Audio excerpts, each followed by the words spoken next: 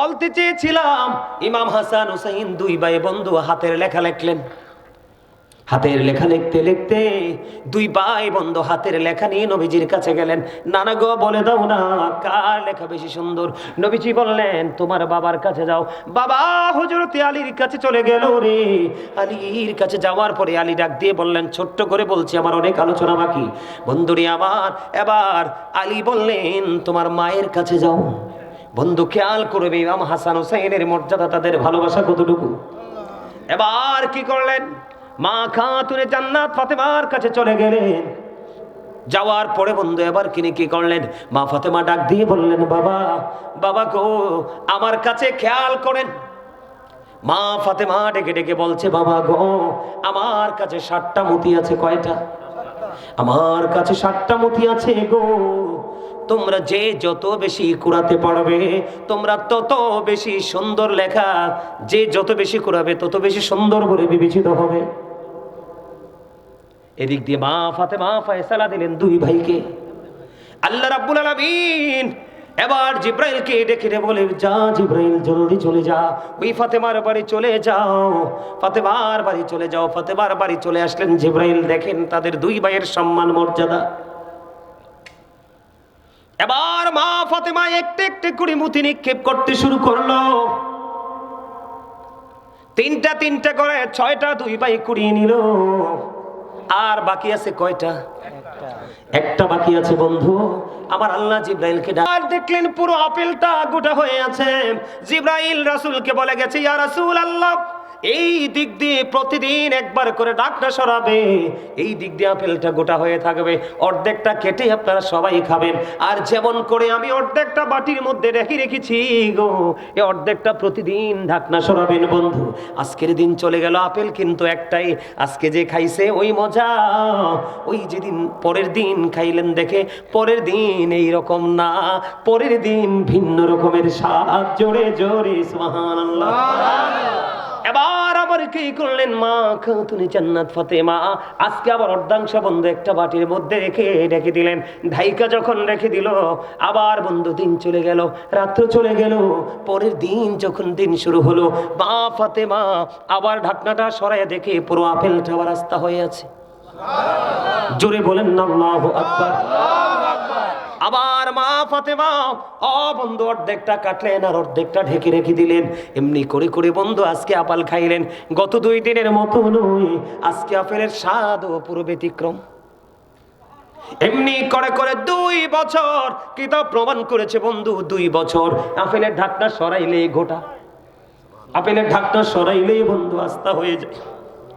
এমনি করে করে 2 বছর পর্যন্ত ঢাকনা সরালো। ঢাকনা সরানোর পরে দেখলেন আপেলটা পুরো গোটা হয়ে আছে। 2 বছর পরে বন্ধু আপেলটা অদৃশ্য হয়ে যায়। জোরে জোরে সুবহানাল্লাহ দিয়ে বলে, জিব্রাইল, ফাতেমা যখন মতিটা নিক্ষেপ করবে তখন তুমি এটাকে 2টা টুকরা করে 2 ভাইয়ের ভাগে দিয়ে দিও। মা ফাতেমা মতিটা নিক্ষেপ করতে দেরি রে, অটোমেটিক্যালি মতিটা 2টা টুকরা হয়ে 2 ভাইয়ের ভাগে বন্ধু চলে গেল। আর 2 ভাইয়ের ভাগে যখন চলে গেল, মা ফাতেমা ফয়সালা দিল, বাবা কারো লেখা বেশি কারো লেখা কম এমনটি নয়, তোমরা 2 ভাইয়ের হাতের লেখাই সমান সুন্দর। জোরে জোরে বলুন না সুবহানাল্লাহ। শুধু এমনটি নয় রে, বন্ধু হৃদয়ের জানালা খুলে তোমরা সব বেংরাব গ্রামের আমার ভাই আমার বাবা গো, মা বোনদেরকে বলছি গো, তোমরা কত প্রতিশ্রুতি দাও সন্তানকে, কিন্তু প্রতিশ্রুতি শেষ পর্যন্ত রাখতে পারো না। আর মা ফাতেমা এবং তার সন্তান কত দামি রে। ছোট্ট ছেলে হুসাইন খেলতে রওনা দিয়েছে। একদিন খেলতে যাওয়ার সময় মা ফাতেমার গলা জড়িয়ে ধরলেন। গলা জড়িয়ে ধরে ডেকে ডেকে বলছেন, মা গো, আজকে খেলতে যাব, খেলা শেষ করে আসার পরে আমাকে আপেল খাওয়াতে হবে। মা ফাতেমা হুট করে বলে ফেললেন, বাবা বাবা গো, যাও তুমি খেলা শেষ করে আসো, আমি মা কথা দিলাম খেলা শেষ করে আসার পরে আমি তোমাকে আপেল খাওয়াবো। এবার বন্ধু মা ফাতেমা ইমাম হুসাইনকে প্রতিশ্রুতি দিয়ে দিলেন, চলে গেল। কিন্তু ইমাম হুসাইন যখন চলে গেল, প্রস্থান করলো, প্রস্থান করার পরে মা ফাতেমার মধ্যে হঠাৎ করে একটা চিন্তা চলে আসলো, আমি যে আমার কলিজার টুকরা হুসাইনকে বলে দিলাম খেলা শেষ করে আসলে আপেল দিব রে, আমি আপেল দিব কোত্থেকে, কারণ মদিনার কোথাও তো আপেল নাই। জোরে জোরে কন্না আল্লাহু আকবার।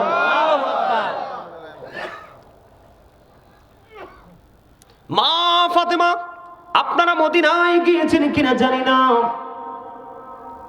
আপনারা দেখেছেন নিশ্চয়ই, যারা মদিনায় গিয়েছেন, মক্কাতুল মুকাররমা মদিনাতুল মুনাওয়ারায় যারা গিয়েছেন, নবীজির রওজা মোবারক থেকে মা ফাতেমার ঘর কিন্তু বেশি দূরে না। আমি নিজের চোখে দেখে এসেছি রে বন্ধু, নিজের চোখে দেখেছি আর আপন মনে বিচরণ করেছি। এই বুঝি ফাতেমার বাড়ি, এই বুঝি এই জায়গা, বুঝি ফাতেমার বসার স্থান। দৌড়ে চলে গেলেন মা ফাতেমা, বন্ধু ঘেমে গেলেন, ললাটের মধ্যে ঘাম দেখা যায়। নবীজির দরবারে যখন চলে গেল, নবীজি মা খাতুনে জান্নাত ফাতেমাকে দেখে বন্ধু দাঁড়িয়ে গেলেন। নবীজির বসার জায়গার মধ্যে মা ফাতেমাকে বসতে দিলেন। মা ফাতেমাকে দেখে বললেন, মা আপনার ললাটে কেন ঘাম দেখা যায়, পেরেশান মনে হয় কেন গো মা? বাবা বাবা গো, আপনার কলিজার টুকরা হুসাইন বলেছে আমি তাকে আফিল দিতে আমি কথা দিয়েছি বাবা, তাকে আমি আফিল দিব, কিন্তু বাবা গো কেমন করে আফিল দিব, মদিনার কোথাও তো আফিল নাই। বাবা এবং মেয়ের মধ্যে বন্ধু আলাপ আলোচনা চলতেছে, ঠিক এই আলোচনার মধ্যে জিবরাইল জান্নাতি আপেল নিয়ে নবীর দরবারে এসে হাজির। জোরে জোরে বলুন না সুবহানাল্লাহ। জান্নাতি আপেল বন্ধু, কিতাব প্রমাণ করেছে আপেলটা দেখতে দুনিয়ার আপেলের মতোই, রংটাও ছিল দুনিয়ার আপেলের মতো, আকারটাও ছিল দুনিয়ার আপেলের মতো, কিন্তু স্বাদ দুনিয়ার আপেলের মতো ছিল না। দেখেন তাদের ভালোবাসা, তাদের মর্যাদা, তাদের সম্মান কত বেশি রে। এবার কি করলেন, জিবরাইল বললেন, ইয়া রাসূলুল্লাহ, ইয়া হাবিবাল্লাহ, নবী গো, আমার কি লাগবে? 2টা বাটি লাগবে, একটা চাকু লাগবে। 2টা বাটি। মা ফাতেমা জলদি করে চলে গেলেন বন্ধু মায়েশার ঘরে, ওখান থেকে গিয়ে 2টা বাটি আনলেন, একটা চাকু আনলেন। খেয়াল করবেন এবার কি করলেন, জিবরাইল একটা আপেলকে অর্ধেক করলেন, অর্ধেক করে প্রাণীর নবীর হাত মোবারক অর্ধেকটা দিয়েছেন, ইয়া রাসূলুল্লাহ এটা সবাই মিলে ভক্ষণ করবে। আর অর্ধেকটা আপেল একটা বাটির মধ্যে রাখিয়া আর একটা বাটি দিয়ে বন্ধু ঢাকনা দিয়ে চলে গেলেন জিবরাইল নবীজির কাছে। কানে কানে প্রেমময় বক্তব্য দিয়ে জিবরাইল চলে গেলেন। ইমাম হুসাইন চলে আসলো, মা ফাতেমা তার ঘরে চলে গেল। মা ফাতেমা আসার পরে ইমাম হুসাইনকে যখন আপেল দিল, ইমাম হুসাইন এবার আপেলকে আশ্চর্য হয়ে গেল। মা মা গো, আমার জীবনে কোনো দিন এমন মজার আপেল আমি ভক্ষণ করিনি। মা গো, কোথা থেকে তুমি আপেল এনেছো? এখন থেকে প্রতিদিন আমাকে আপেল দিতে হবে। জোরে জোরে সুবহানাল্লাহ।